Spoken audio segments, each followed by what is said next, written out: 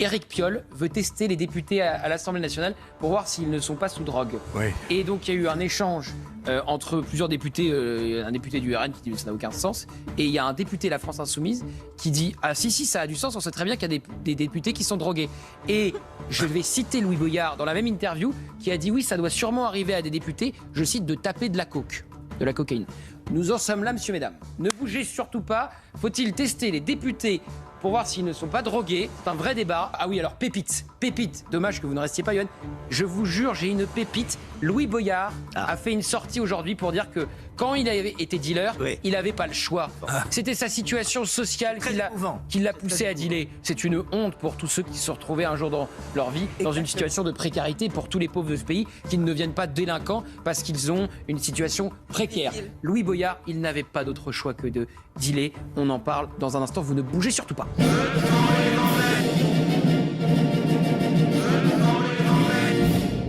Il y a beaucoup d'élus qui me critiquent, mais...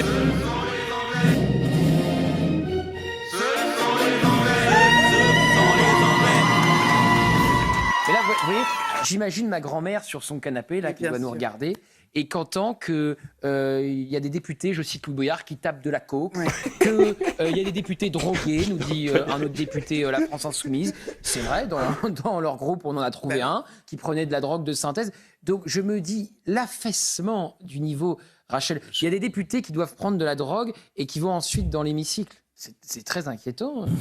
Éric Tegner, ce député Adrien Clouet de la France Insoumise, nous dit oui, bien sûr, tout le monde sait qu'il y a des députés qui sont drogués. Ça devient une nouvelle minorité. Vous savez, c'était un peu...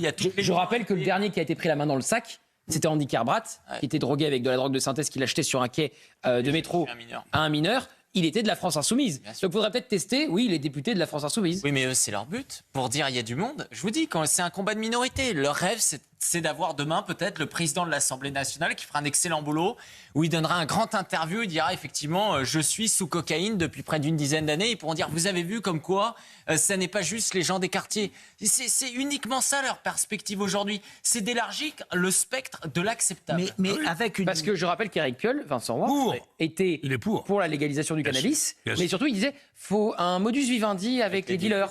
Faut apprendre, faut leur donner un sandwich le matin en partant travailler. Pourquoi pas leur faire un petit café de temps en temps, leur demander comment ça va, un petit massage aussi, pourquoi pas. Éric parlait de la minorité et d'une minorité agissante. Louis Boyard, je vous propose de l'écouter.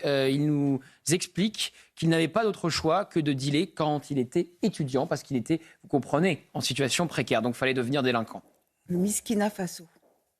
Tu regrettes, Louis Boyard, avoir dit sur ce même plateau que fut un temps dans le passé, quand tu étais plus jeune, tu faisais du deal?